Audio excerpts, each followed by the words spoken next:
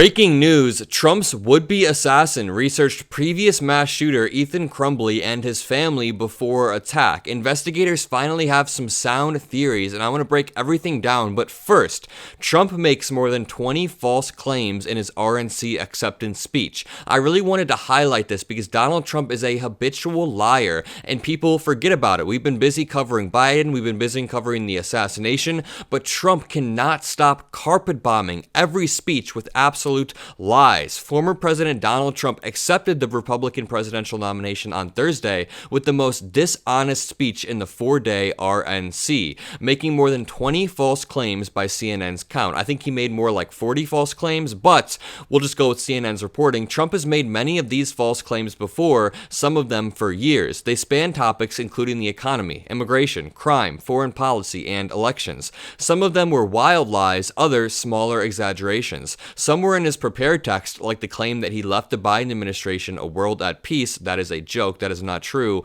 while he ad-libbed others, such as his lies the Democrats cheated in the 2020 election and that the US is experiencing the worst inflation it has ever had. If you want me to make a full video breaking down Donald Trump's lies, just leave a like on this video, comment a blue heart. I can make a full video doing that, but Donald Trump's whole theory is just to throw as many lies at the wall as possible and see what sticks and overwhelm his opponents with disinformation. That is the tactic of authoritarians, because if you think about it, conspiracy theorists do have the upper hand. It takes about 5 seconds to rattle off a conspiracy theory that is not true, and it takes about 1 minute to debunk that same conspiracy theory. So conspiracy theorists naturally have the upper hand when they can, again, just bombard the informational landscape with complete disinformation. And that happened a lot following the Trump shooting. We had disinformation on both sides. Mainly the Republicans were drawing conspiracy theories about this being a Democratic shooter, a liberal shooter, but that is just not supported by the facts at all. The Trump rally shooter searched online for information on the arrest of a Michigan mass shooter and his parents who were prosecuted in a 2021 high school shooting. He visited websites for how to build explosives, and in the minutes before he fired shots in an attempted assassination of Donald Trump, he screenshotted a picture from a live stream of the Butler, Pennsylvania rally. We don't know if he screenshotted a picture from YouTube or from Rumble, but you guys can picture in your head what the screenshot will look like based off my coverage of Trump rallies. A week before the shooting, Thomas Matthew Crooks searched online for the date of the DNC, the Democratic National Convention, and where Trump planned to speak, as well as other searches for Trump and President Joe Biden. So we have repeatedly heard, it has repeatedly been proven, that he searched for multiple politicians across the aisle. He wasn't just a radical liberal out to get Donald Trump, as Republicans are claiming.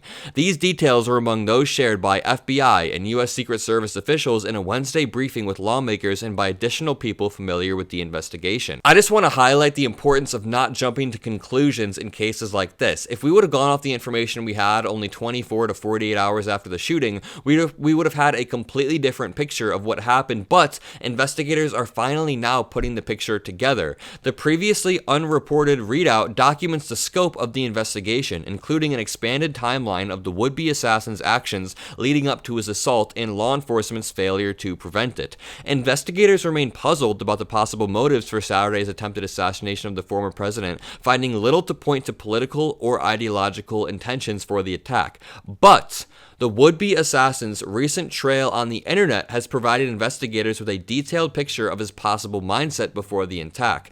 FBI behavioral experts are building a profile of Crooks based on the findings, the FBI told lawmakers. One emerging theory by investigators, this is their primary theory right now, based in part on the timing and the subjects of his online searches, is that the shooter was looking to carry out a mass shooting and that the Trump event's proximity and timing offered the most ready opportunity, according to a U.S. official briefed on the matter. So due to Thomas Matthew Crooks looking up mass shooter Ethan Crumbley and looking up Ethan Crumbley's parents who were arrested and convicted, I think that he was, and investigators think that he was trying to model this attack off of Ethan Crumbley's. He thought that maybe he would make it out. He thought maybe he would set off the explosives and be able to slip away, not realizing he would be immediately shot by Secret Service. He thought that maybe he would have a mugshot taken and that his parents would be arrested because he used his father's gun. More on that later. There's more on his last moments talking to his parents. We'll get to that. But it really does seem like he was trying to follow in the footsteps of other mass shooters, and right now that is the emerging theory, that he was just trying to commit a mass shooting shooting, and that this was the most available opportunity in Pennsylvania. He was from a small town. Maybe he just wanted to find the most amount of people at once. Unlike other shooters who often leave behind manifestos or writings to explain their attack, Crooks left behind few clues in his bedroom or online. Investigators recovered rudimentary explosive devices from his car, along with a bulletproof vest, additional magazines of the type he used in the attack, and a drone, according to the officials who briefed lawmakers on Wednesday. At the family home, they also recovered 14 firearms and additional explosives, along with a second cell phone, a laptop, and hard drive. Investigators have focused on Crooks' online activity in the months and days before the attack. Family members and people he worked with described him as quiet and a loner, but haven't indicated that he showed any signs of planning an attack. In April, he searched websites for information on major depressive disorder and depressive crisis treatment. On his primary cell phone, investigators found an image of the arrest photo of Ethan Crumbley, the student who shot and killed 4 classmates at a Michigan high school in 2021, along with information about Crumbley and his parents, who were both found guilty of involuntary manslaughter, the first time parents of a school shooter have been prosecuted. So, the reason why Crumbley's parents were found guilty was because Crumbley used his dad's gun, which was left out in the open. Maybe Crooks thought a similar thing would happen to his parents. Maybe he was worried. He was obviously planning to use his father's rifle, so it would make sense that he was looking up what the potential consequences might be. 3 days after the Trump campaign announced the rally in Butler, a western Pennsylvania town about an hour from Crooks' home, Crooks made numerous searches online for well-known political figures and political events. He was probably trying to maximize his opportunity. If he was going to do this, if it was going to cost him his life, potentially his parents' life, he wanted to maximize the opportunity, which is sick, but